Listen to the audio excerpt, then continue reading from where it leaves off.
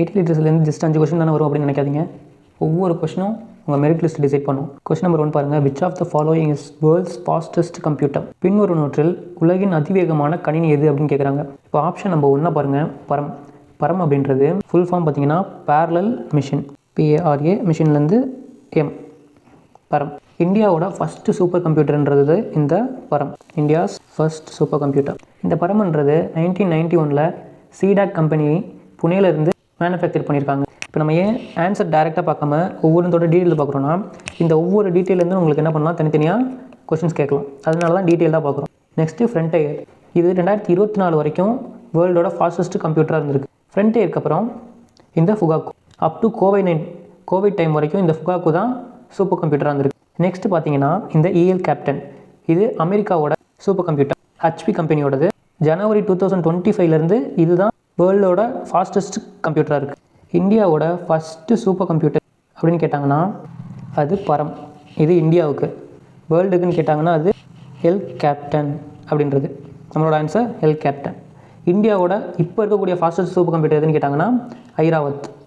இது network technologies create பண்ணியிருக்காங்க 2024. சரி, உலகத்தோட ஃபஸ்ட்டு சூப்பர் கம்ப்யூட்டர் எது அப்படின்னு கேட்டிங்கன்னா CDC சைபர் 6600. இது 1964 CDC கம்பெனியால் பில்ட் பண்ணிடப்பட்டிருக்கு. இன்னொரு கொஸ்டின் கூட இதுலேருந்து கேட்கலாம். ஃபாதர் ஆஃப் சூப்பர் கம்ப்யூட்டர் யார் அப்படின்னு கேட்கலாம்.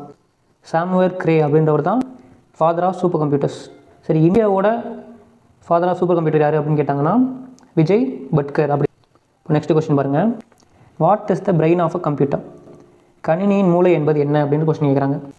Micro processor, microchip, monolithic chip, semiconductor chip, central processor, microprocessor, இதெல்லாம் சேர்ந்தது CPU அப்படின்னு சொல்லுவாங்க, சென்ட்ரல் ப்ராசஸிங் யூனிட்.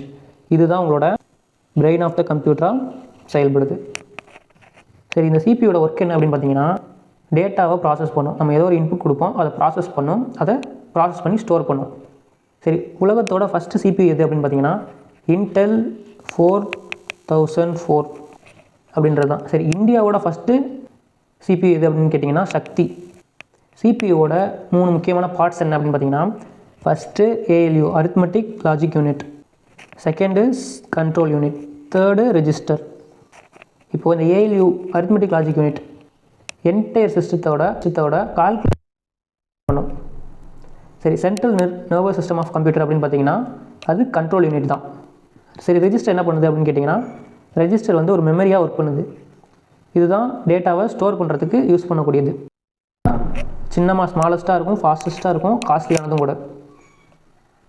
சிப்பு உங்களுக்கு எதால் உருவாக்கியிருப்பாங்கன்னு பார்த்தீங்கன்னா மெட்டல் அண்ட் நான் மெட்டல் ரெண்டுத்துலேயுமே உருவாக்கியிருப்பாங்க. நெக்ஸ்ட் அதுக்கப்புறம் சிலிக்கன், ஜெர்மானியம், கேலியம், ஆர்சனிக், இதிலெல்லாம் என்ன பண்ணியிருக்காங்க, சிப்பை க்ரியேட் பண்ணுறாங்க. இதில் புதுசாக வந்த மெட்டீரியல் எது அப்படின்னு கேட்டாங்கன்னா கேலியம் அண்ட் ஆர்சனிக். நெக்ஸ்ட் நீங்கள் தெரிஞ்சுக்க வேண்டியது பார்த்தீங்கன்னா ஹார்ட்வேருக்கு சாஃப்ட்வேருக்கு என்ன டிஃப்ரென்ஸ் அப்படின்னு தெரிஞ்சுக்கணும். ஹார்ட்வேர்ன்றது நீங்கள் ஃபிசிக்கலாக டச் பண்ணி ஃபீல் பண்ணி உணரக்கூடிய விஷயங்கள்லாம் என்ன பண்ணுவோம், ஹார்ட்வேர் அப்படின்னு சொல்லுவோம். இப்போ நீங்கள் CPU, மானிட்டரு, கீபோர்டெலாம் என்ன பண்ணலாம், டச் பண்ணி உங்களால் அதை சென்ஸ் பண்ண முடியும். ஆனால் இப்போ சாஃப்ட்வேர்னு எடுத்துக்கிட்டே இப்போ ஏதோ ஒரு ஆப் இருக்குது அப்படின்னா என்ன பண்ண முடியாது, அந்த ஆப்பை நம்ம டச் பண்ணி சென்ஸ் பண்ண முடியாது. நெக்ஸ்ட் கொஸ்டின் பாருங்கள். Which of the following is not an input device? பின்வருவனவற்றில் எது உள்ளீட்டு சாதனம் அல்ல? இதுக்கு நீங்கள் ஞாபகம் வச்சுக்க வேண்டியது MP3S. இது அப்படி லைனாக எழுதுங்க. MP3 போட்டுக்கோங்க. Monitor, printer, projector, plotter, speaker, இது எல்லாமே உங்களோட அவுட்புட் டிவைஸ்.